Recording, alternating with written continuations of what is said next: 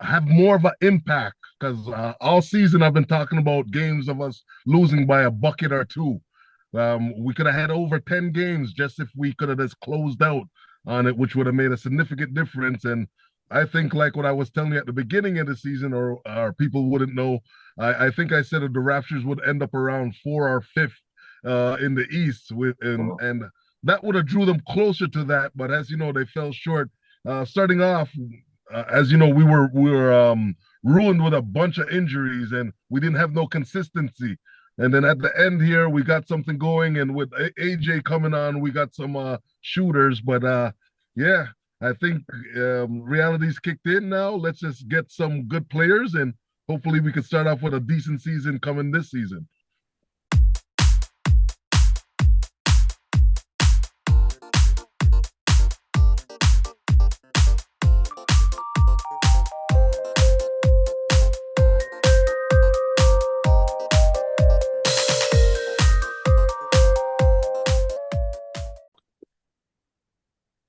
Welcome, Toronto Raptor fans from around the world, to another episode of the Raptors in Black and White. We've got Head Swag and, of course, Slang, talking about the Toronto Raptors season that is coming to an end today. We will have our final game of the year playing against San Antonio, actually an early game today at 3:30.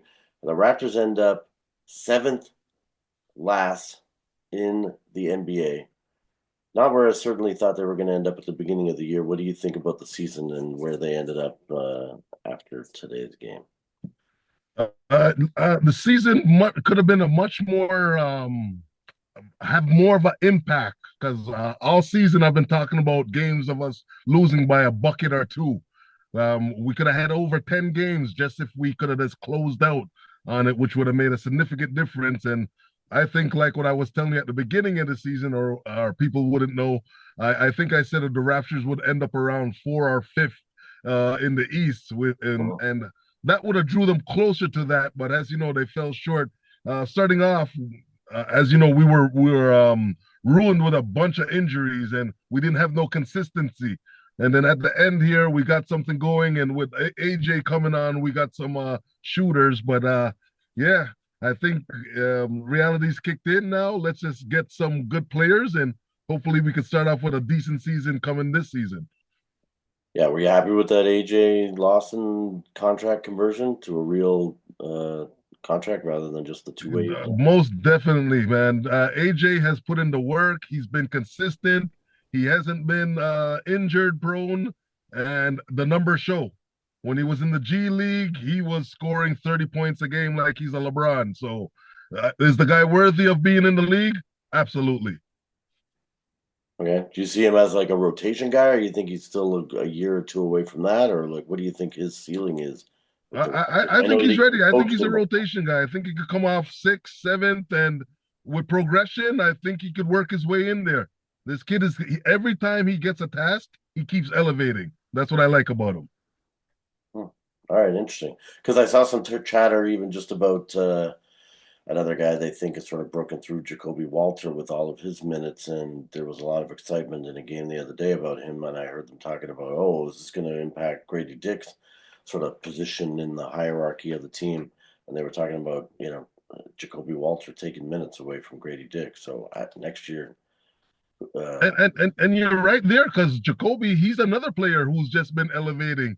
He's been coming off. I think he had just under 10 starts with the Raptors this year. So, and with that big clutch 3-point shot that he hit, I think that gave him a little boost of confidence. I think he's saying, you know what, I'm here and I'm here to stay.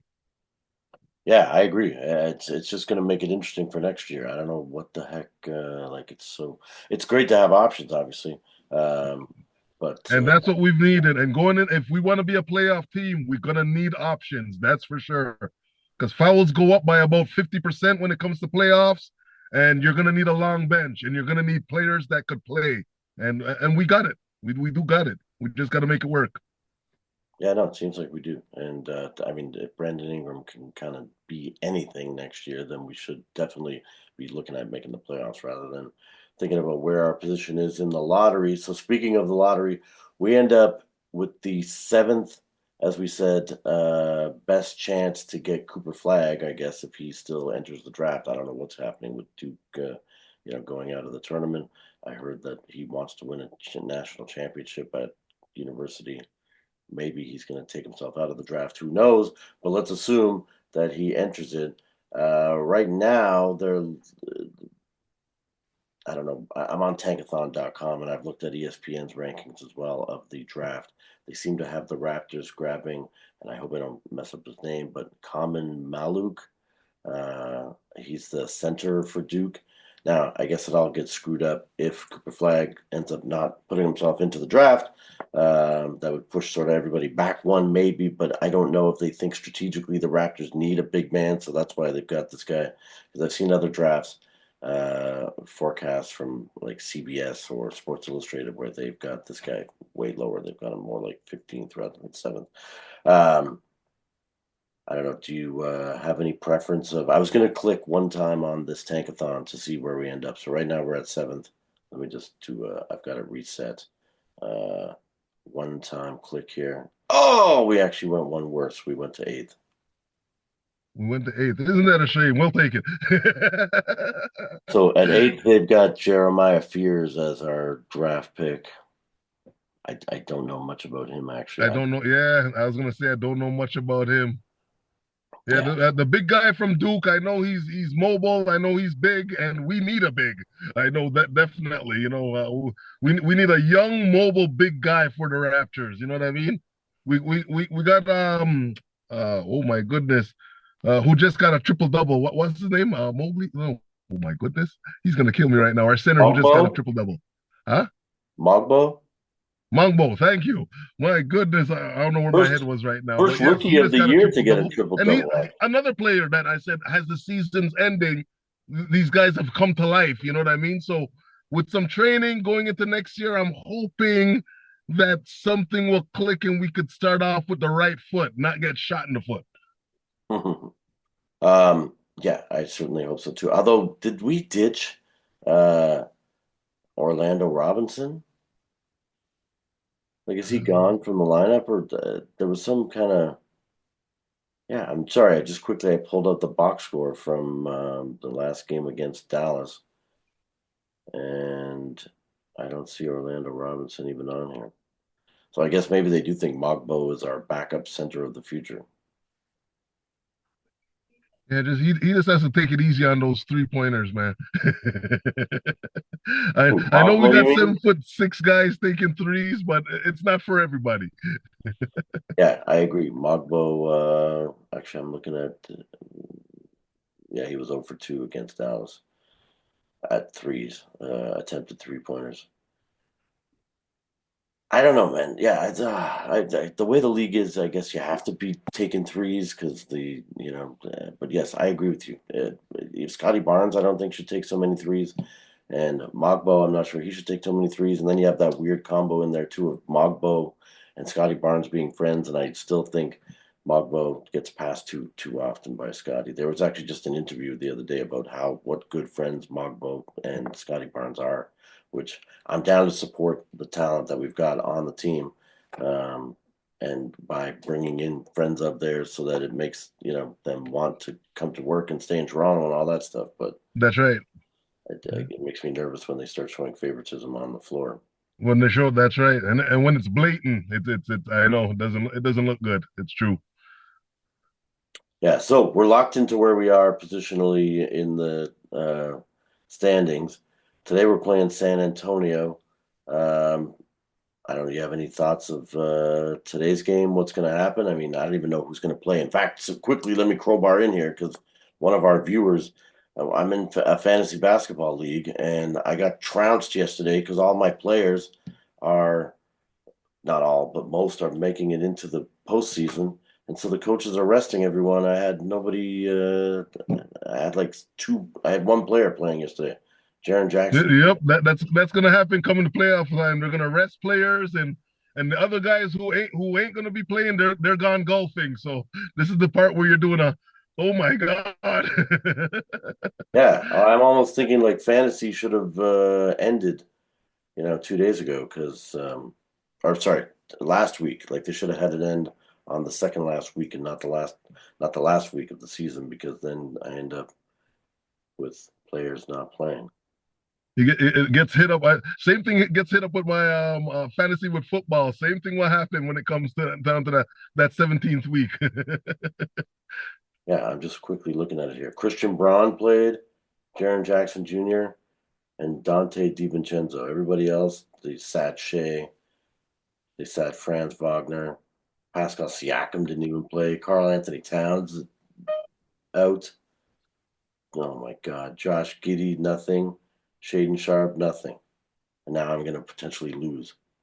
Anyway, right. I think that's a problem in the entire NBA. I mean, we know the Raptors were doing they had a name for it. A polite tank? No, it wasn't polite tank. Oh, darn it. I can't remember what they coined for them. But anyway, they said they were tanking the right way. But still, it would be annoying as hell if I bought Raptor tickets and then suddenly Quickly's not going to play, or RJ is going to sit the entire second half of the game, or there's no. That's right. And when you're a person who's invested your money, your time to go down and see a stud, that's what really that part of the game is what bothers me, because you're going there, you want to see this guy who's got this $140 million contract, and there he is on the bench or in his beautiful suit on the sidelines, and you're doing this is not what I really came here for. But Yeah. yeah, they got to fix that. And it happens with the mega stars. I know last year a player of mine who bought tickets from me, he wanted to go to the game to see LeBron, and LeBron was sidelined and he's like the atmosphere didn't feel that good inside the arena, he was telling me. Yeah, I can imagine. I'd be upset if it was me. Okay, well, I don't know. What do you want to do? You want to go who do you think makes it out of the play in East and West? And then maybe next week we can do a prediction of who we think is going to go through the playoffs. I know I wanted to talk about the GROAT and the GOAT, but I think maybe we can crowbar those in next week as we get closer to Next weekend, sure. But yeah, in the East, we've got Orlando Magic, the Hawks, Bulls, and Heat. Who's coming out of the play-in on that end? Do you have any idea? We got the Hawks, Bulls, and the Heat.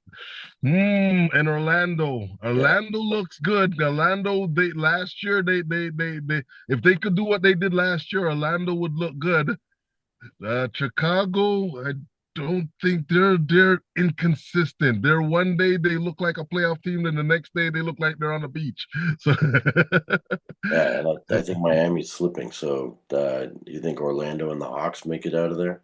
I think Orlando and the Hawks might make it out of there. That's what I'm thinking. Okay, and then quickly we'll do the West, and then we can get out of here. We got in the West, they've got the Timberwolves in seventh. Then we've got the Grizzlies, Sacramento Kings, and Dallas Mavericks. Okay. And Sacramento's been an upcoming team I like, which is on it there. And the T Wolves, well, for sure should be up inside there. Definitely. Mr. Edwards, he's not gonna settle down right now. That guy, he's coming for vetting. This is his second year within the playoffs, and I think he's gonna show us something this year for sure. Okay, yeah, I can't disagree with that. I mean, unless Anthony Davis goes crazy in both games and somehow Dallas. Unless there's somebody who says I'm gonna exactly. That's right. But yeah, no, I agree. I don't think that. I think Dallas has got the wind taken out of their sails. With Kyrie going down and Anthony Davis coming back, I'm not sure they've got enough either. I will agree. Yeah. The only difference I see with teams like that is because there'll be guys that, hey, coach, our main guy's out. Let me show you that I'm here and I'm here to stay. You might get an X factor, but without that X factor, I don't see Dallas doing it. Okay, well, let's see. We should have the play-in games played by the time we're back here next weekend. So we'll check in on that. And yeah, sadly, Raptors have only one more against San Antonio, and probably since it doesn't seem to affect the standings at all, I'm imagining if San Antonio wants to win, that they maybe could. I don't know. They had a decent game. They beat Golden State the other day, even without Victor Wembanyama. So That's right. They certainly have the talent to be able to take the Raptors, but maybe the Raptors, since we're not tanking, will actually play Barnes and RJ and Quickly and Bertle. I don't know. It sort of depends on who shows up. So I guess if the Raptors have any of their starters actually playing in this game, I think the Raptors could win the last one of the season if they don't San Antonio. And if the Raptors play for 48 minutes, that's another problem. We could play our guys, but they need to play for 48 minutes. Yeah, totally agree. All right, well, hey man, all right, I guess that wraps it up. We'll see what happens today at 3:30. We'll check in next weekend again to see who makes it through the play-in, and then we'll do a little East and West playoff predictions and see who takes this thing. Sounds good. All right, awesome. Well, hey, thank you for watching. Thank you. Please like, subscribe, comment. We keep saying you got a comment. We've actually had a couple, but a few more would be great. Let's try and get our subscribers over, 100 would be amazing. So share this with your friends, and we'll see you guys throughout the playoffs. Thanks, guys. See you next week.